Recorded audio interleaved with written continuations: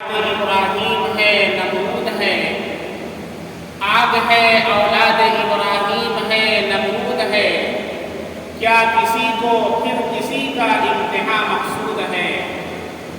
اور بے خطر کود پڑا آتش نمرود میں عشق، بے خطر کود پڑا آتش نمرود میں عشق، عقل ہے محو تماشائے لبے بام کی۔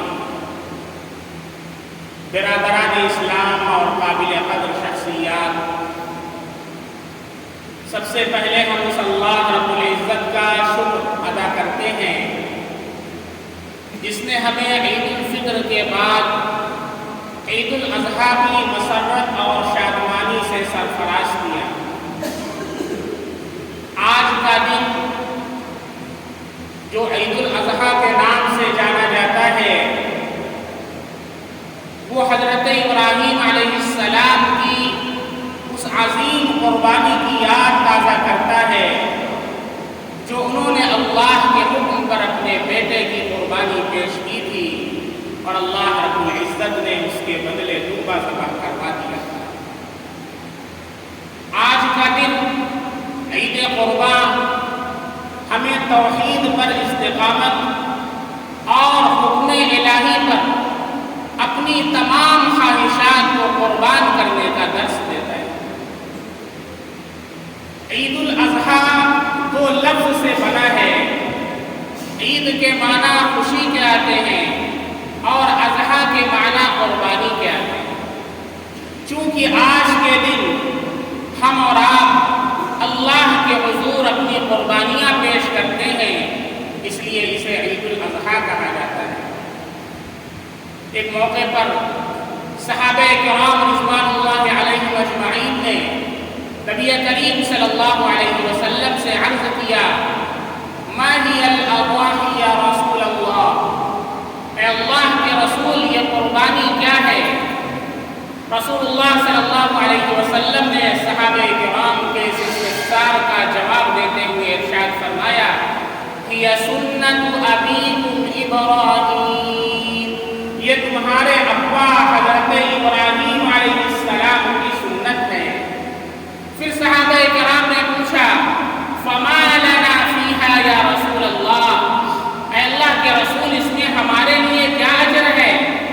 آپ صلی اللہ علیہ وسلم نے ارشاد فرمایا، بکل شعرۃ حسنہ، قربانی کے جانور کے ہر بال کے بدلے اللہ ایک نیکی عطا فرماتا ہے۔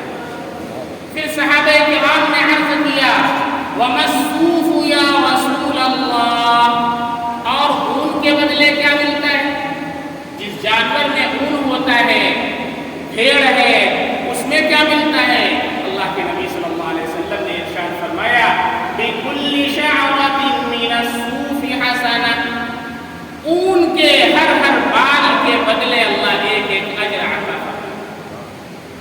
اما عائشہ صدیقہ رضی اللہ عنہا سے روایت ہے، ما عمل آدمی یوم النحر، آدمی ابن آدم کا کوئی عمل جو آج کے دن وہ کرتا ہے، احب الی اللہ من احراق الدم، اللہ کے نزدیک قربانی سے زیادہ پسندیدہ نہیں ہے۔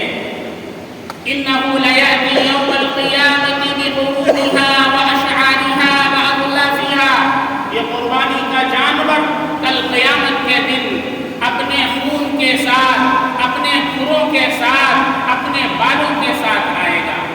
وَإِنَّهُ لَيَأْتِي لَيَقَعُ بِمَكَانٍ مِّنَ اللَّهِ قَبْلَ أَن يَقَعَ فِي الْأَرْضِ، قربانی کے جانور کا خون زمین پر گرنے سے پہلے اللہ کے یہاں مقبول ہو جاتا ہے۔ پھر اللہ کے نبی صلی اللہ علیہ وسلم نے فرمایا، فَطِيبُوا بِهَا نَفْسًا، خوش دلی سے قربانی کیا کرو، بوجھ سمجھ کر قربانی نہ کیا کرو، خوش دلی سے قربانی کیا کرو۔ بہت سارے حضرات قربانی تو کر لیتے ہیں لیکن اتنا پیسہ چلا گیا، دل کے اندر بوجھ سمجھتے ہیں۔ ایک صاحب کا فون آیا، کہنے لگے مفتی صاحب میرے پاس 2 لاکھ روپیہ ہے، کیا میرے اوپر قربانی ہے؟ میں نے کہا ہاں آپ کے اوپر قربانی واجب ہے، قرض وغیرہ تو نہیں ہے؟ کہا نہیں قرض وغیرہ نہیں ہے۔ میں نے کہا آپ کے اوپر قربانی ہے۔ انہوں نے کہا قربانی کر دیں گے تو کیا بچے گا؟ سارا پیسہ تو قربانی میں ختم ہو جائے گا۔ ہم نے کہا کہ جب گھر میں خوشی اور غمی کے واقعات ہوتے ہیں اور اس کے اندر دنیا بھر کی رسومات اور خرافات اور بدعات کو ایجاد کیا جاتا ہے، اس موقع پر انسان قرض لے کر کے خرچ کرتا ہے، لون لے کر کے خرچ کرتا ہے۔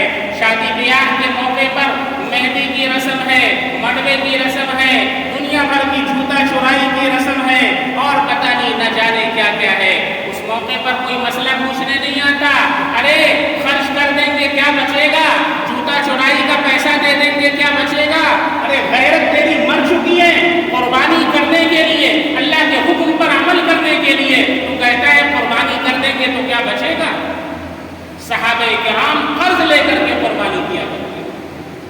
اللہ کے نبی صلی اللہ علیہ وسلم نے حضرت عبداللہ بن عمر رضی اللہ عنہما فرماتے ہیں، اقام رسول اللہ صلی اللہ علیہ وسلم فی المدینہ 10 سنین، رسول اللہ صلی اللہ علیہ وسلم نے مدینہ میں 10 سال قیام فرمایا، یضحی، ہر سال آپ صلی اللہ علیہ وسلم قربانی پیش فرماتے ہیں، اور آپ کی حالت یہ تھی، فرماتے ہیں اشبع یوما واجوع یوما، ایک دن کھاتا ہوں تو اللہ کا شکر ادا کرتا ہوں، ایک دن بھوکا رہتا ہوں تو صبر کرتا ہوں، لیکن قربانی پیش کیا۔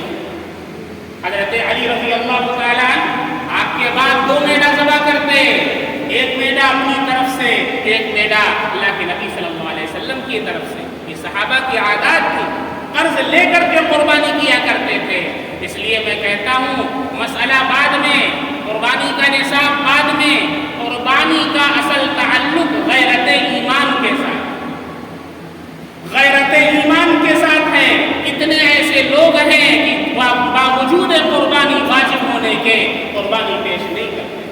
حضرت علی رضی اللہ عنہ کی روایت ہے، فرماتے ہیں اللہ کے نبی صلی اللہ علیہ وسلم نے حضرت فاطمہ رضی اللہ عنہا سے فرمایا، اے فاطمہ کھڑی ہو جا اور اپنی قربانی کے جانور کے ذبح کے وقت اس کے پاس موجود رہ، اس لیے کہ قربانی کے جانور کے خون کا ایک قطرہ زمین پر گرنے سے پہلے اللہ رب العزت کے ہاں مقبول ہو جاتا ہے، اور کل قیامت کے دن وہ اپنے گوشت اور خون کے ساتھ اللہ کے ہاں حاضر ہوگا، اور اس سے 700 گنا زیادہ اس کا اجر لفظی طور پر کہ ہم نے جانور کو ذبح کر دیا اور گوشت کو 3 حصے میں تقسیم کر دیا، ایک حصہ اپنے اہل و عیال کے لیے، ایک حصہ اقرباء اعزاء کے لیے اور ایک حصہ غرباء فقراء کے لیے، لیکن قربانی کی روح کیا ہے، قربانی کا مقصد کیا ہے، اس کو ہمیں پیش نظر رکھنا ہے۔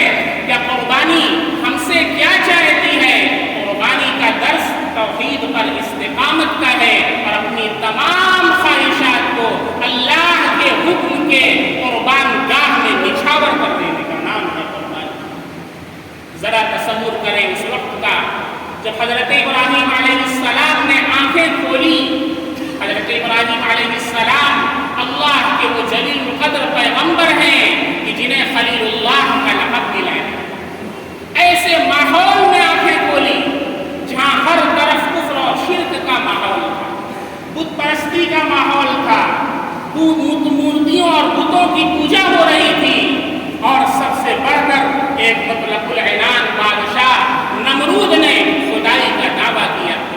ایسے ماحول کے اندر حضرت ابراہیم علیہ السلام نے لوگوں کی آنکھوں میں آنکھیں ڈال کر توحید کا نعرہ بلند کیا، انی وجہت وجہی للذی فطر السماوات والارض حنیفا وما انا من المشرکین ان صلاتی ونسکی ومحیای